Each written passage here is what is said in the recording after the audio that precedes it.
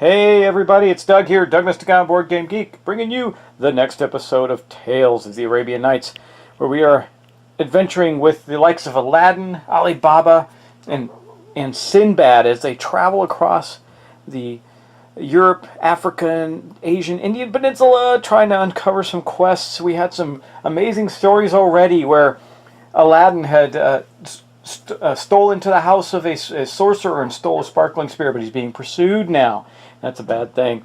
And then we have both Alibaba and Sinbad, who took a turn for the worse financially. Alibaba got scammed in the city of Alexandria, and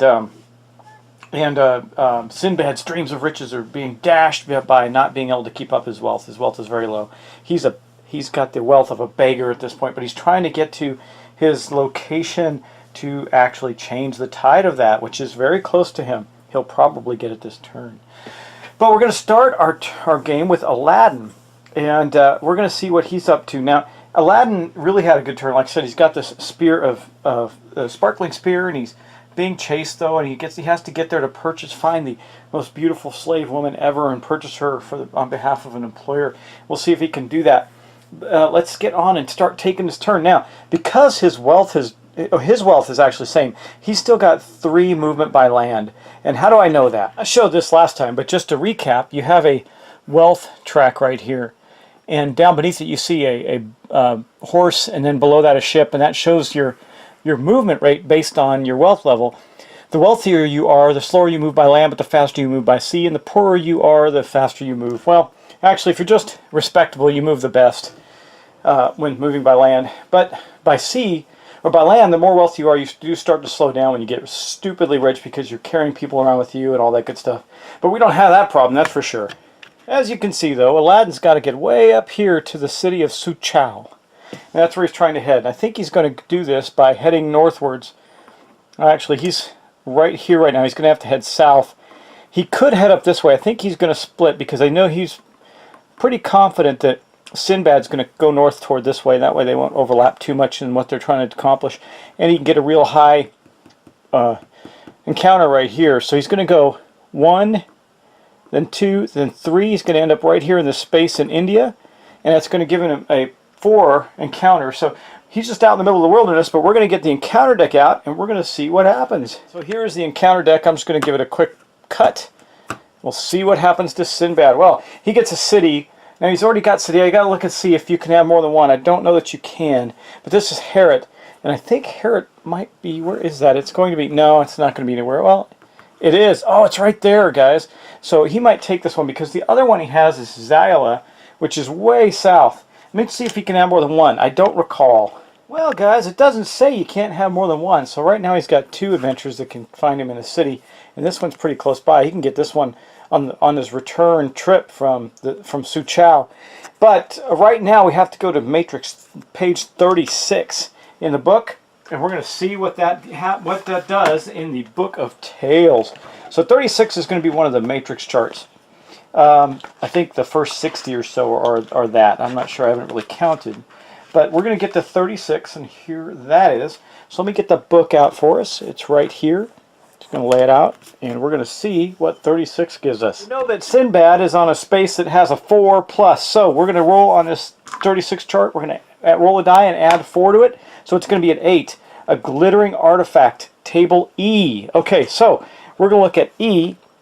E's going to give us some choices. You can see here: examine, take, use, open, avoid, sneak, hire help, or enter. I think, well, Sinbad's got he's got stealth and stealing and luck. So I think we're going to take it. Let's look at that. So 36, glittering artifact E. Let's look on the matrix now, on the big matrix chart. So that was if we were looking at our player board. Now we're going to look at the actual chart. So we're going to look at glittering, which is right here. And glittering, we're going to take it. That's going to be 1104 in the Book of Tales. I'm on 1104, but we also have to roll our dice of destiny, which might give us a change, and it did. It took us to 1103 instead. Now remember, this has spoilers in it, so be prepared. It says, you plan to rob an infidel temple and begin hiring useful people. No skill. Well, we don't have a skill, so there's no skill to be had on this one. You just have to have this item. This kind of bites hard, but it is what it is. One of the men, a disguised infidel, betrays your plans. You are taken captive. In a series of bizarre rituals, your memory of all that has occurred is erased. So we get 1 destiny point, which means that the red token goes up 1 more on the destiny track to 2, so he's getting closer to winning. And then we also get the status effect of ensorcelled. So not only is he pursued, in fact, I really should have looked at that, because I think it says... if you roll a 1 on an encounter roll, then the pursuer, 1 or 2. I have to remember that. We didn't. We rolled a 4, but if I roll a 1 or 2, his pursuers might catch him. Now, this is crazy because he may not remember his pursuers. Ensorcelled. You have been put under a spell. Your feet seem to betray your wishes as you find yourself traveling at another's whim. Effect. Each turn, another player of your choice decides where you move your piece. Okay, well, so that's... I'm going to have to be a judge there and just try and play as if I was one of the other players best I can. To lose this, at the end of your turn, you and the player who moved you roll 1 die each. If you roll higher, you lose this status. If you roll equal to or less than, you remain ensorcelled. So now Aladdin is ensorcelled. I don't see any reason for him not to keep this. He's getting quite a stockpile of cards, but he's going to keep the Herat City card as well in case he can get there. And that's going to end his turn. That marks the end of his turn for the round. And now we're going to move on to Alibaba, who is, like, he's not in the best shape either with his contest of champions. Now, he's just trying to stay away until he gets enough. His story is he's trying to be the most skilled and capable. He needs to be able to do that. Right now, he needs to stay away from other players, but later, when he gets more, if he can acquire more skills than them, he will want to go to the other players. However, he's penniless, so we were going to take a ocean trip somewhere up to Europe, and he still might do that, but it's really going to slow him down because being penniless, he's got to be like a deckhand on a ship. He doesn't move very far, and it doesn't really help his cause very much. So I think what he's going to do, he has a card, city card for Zarandi, which is, where is that? That's way far away, I think. But let's look at this card. So it shows where it is on the map. It's over by the other players. So see, he doesn't want to go there yet. It's over here. He does not want to do that yet. So I think what we're going to do with Alibaba is he's going to take his impoverished self across the land. He can move 3. He's going to get a big giant encounter. He's going to go 1, 2 to right there and go on that space right there and see what he can uncover. That's going to be a 5. That is some crazy stuff. But next up, we're going to get the encounter deck out. And by the whims of magic, there's the encounter deck. I'm going to cut it again. I'm just going to cut it every time. It's weird. Every time I cut it, I get an upside down card. Another city. Okay. All right. Well, it is what it is. Tana. I don't know where that is, but we're going to resolve his encounter first. Tana actually is not far from him, I think. I'm trying to see where that would be. Is it a...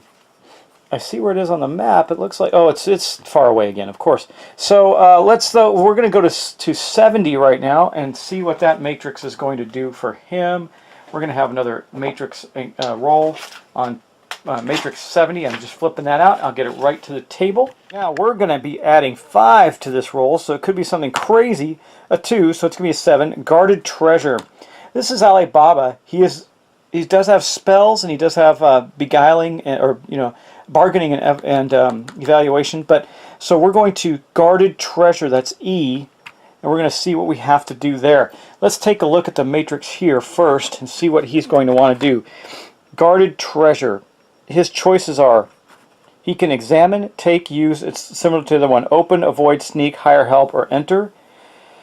Well, I think he will examine because he's got the bargaining and evaluation. So he's going to examine E. He's going to examine the guarded treasure. So now we look here. This is guarded, and examine is the first one. So it's going to be 1101 in the book of Tales. Okay, then we have to roll our destiny die, and we get a 0, so it is going to be 1101. You come upon a rock's nest filled with splendid gems. The rock guards the nest vigilantly. No skill. Well, he's got enduring hardship or no skill, so it's no skill. You are daunted by the difficulty of the task. The treasure must go unexamined. So we're going to get 1 destiny point. That's going to be the first for Alibaba, and then we get 1 story point as well, which is going to put Alibaba at the highest point of the story track with 2. He gets 1 more. He's going to get a wealth level. That is going to be helpful to him. And that is going to mark the end of his turn. And then we're going to go on to Sinbad. Alibaba's going to keep that city card as well. I don't see why you wouldn't at this point. There may be reasons later, I don't know, but we're going to keep it. Now, Sinbad has his quest of dreams of riches. I want to read it because he can get there this turn. He can move 3 by land. It says, you are awakened from a strange dream. After a strange dream, which you are told to go to a faraway city where you will find a great treasure. Roll a die. We did that, and we placed the city here on Herat. That's the city that he has to go to.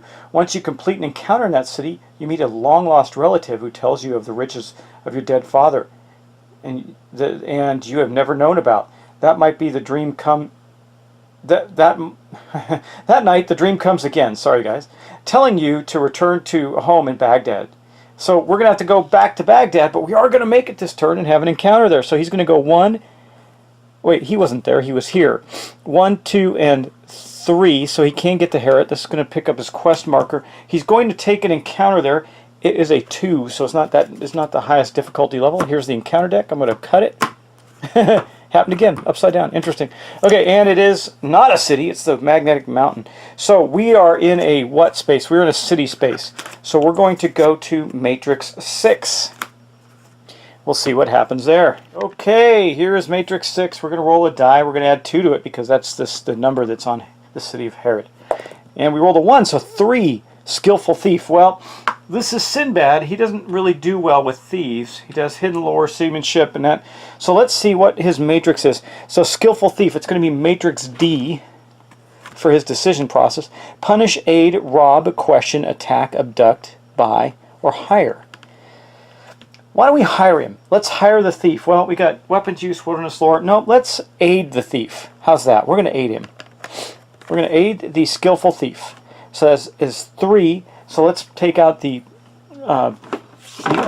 final matrix. Now, normally this chart here, when you pick from your character sheet like I just did, would be in the hands of another player, so you wouldn't get to see the numbers or anything that you're going to. But a skillful thief is D, so we're going to look at D, and we're going to go to skillful, which is way down here, and then we're going to go to aid, which is 558, right? Aid. Let's just do that again, make sure. So, skillful, yeah, 558. So let's check that out. Okay, we have to roll our destiny die. We're going to get a nothing, so it's going to stay on 558. It says, the other proposes a scheme in which you will act as a shill in a con game, pretending to win and loudly proclaiming to the ease of gaining wealth, thus encouraging other victims to wager. Well, okay, we don't have the skill. So it says the scheme is successful and you are enriched, although you wonder of the virtue of your actions. Oh man, well, -1 destiny point. So that's going to put him back to nothing. He's got no destiny points now, and then he gains 1 story point, getting him up to 2. And then what else does he get? He gets 1 level of wealth. Well, that's helpful. That brought him up to penniless from a beggar, so that helped him a little bit. And then if he had the trait of piety, he'd lose it. Piety, which, religion, faith, all that good stuff. He would lose that trait, and he also can only have gone to respectable, but he was way off a respectable wealth level. That is going to end the turn of Sinbad, who aided a skillful thief in a con game and made some money, though it wasn't the most reputable thing he's ever done. Now we know that he has completed the first part of his quest, and he has to now return to Baghdad as quickly as possible so that he can get to the end of his quest here. So we're going to place his quest marker back on that. Then we're going to discard the Magnetic Mountain card. That is over and done with. And he's going to be heading back from Herat to Baghdad. It's going to be quite a trip for him. He can move 3. So it'll take him a little time to get there, about as many turns as it took him to get out there. And we'll see what happens. So guys, that is the end of our rounds. That is the second full set of turns for this session. So we're going to stop there. I hope you're enjoying it. Getting to tell a lot of cool stories with our 3 characters. The one that's most interesting so far is by far Aladdin, who is being pursued, and he's ensorcelled, and he's got to get this slave, and he's probably not going to get there anytime soon because the other player is going to move him away from it. But, you know, him completing his quest isn't how he wins the game, remember. It's getting these story points and destiny points. So moving him away doesn't necessarily mean he loses. It's making him lose the game. It could actually help him. But that's not going to be the case at the moment. I think he wants to complete his quest. But again, guys, thanks. I appreciate you watching. Appreciate all the subscriptions. Man, my subscriptions are rising really fast. I'm getting ready to do a giveaway. As soon as I hit 4K, I'm doing a giveaway. I'm really close. I'm like less than 200 subscriptions away at this point. I'm going to give away a couple of games in Shrink, brand new, ready to rock. So if you want one of those games, by all means, get your friends and everybody come subscribe. I really appreciate it. The more people I got watching the channel, the better off it is for me. And I really just appreciate your time and energy in spending the effort to watch what I'm producing. Can't tell you how much I appreciate it. I know I always end that way because it's true. So, guys, thanks again. I got a treat coming real soon. A very good friend of mine, I'm going to put this out so you can see it. A very good friend of mine, who is right here, Ken Shannon, was one of the co-creators of this recently published WizKids game called Tournament at Camelot, rather. It's kind of a trick-taking game. I've read a lot about it. I got it in the mail, and I'm going to demonstrate that for you guys with the awareness that he is a friend of mine and it is his game. I'm not going to. I'll give you my opinions, but I'm obviously not going to critique it poorly. But I've heard a lot of good things about it anyway, and I don't know. I haven't really read through it or played it yet, so I don't know my feelings on it. I'm not a huge trick-taking game fan, but there's some really cool twists in this one that make it more interesting to me. So anyway, guys, thanks again, and I'll talk to you soon.